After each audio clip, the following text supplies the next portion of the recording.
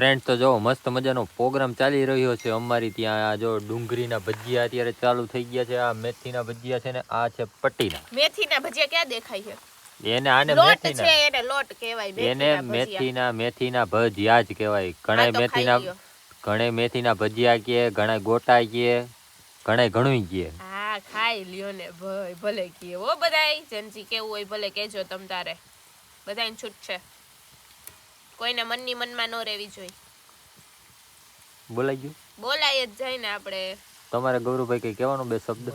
અમે તો રોજ સાંભળી એકલી બોલે, શું કરવું? ખુશ નથી.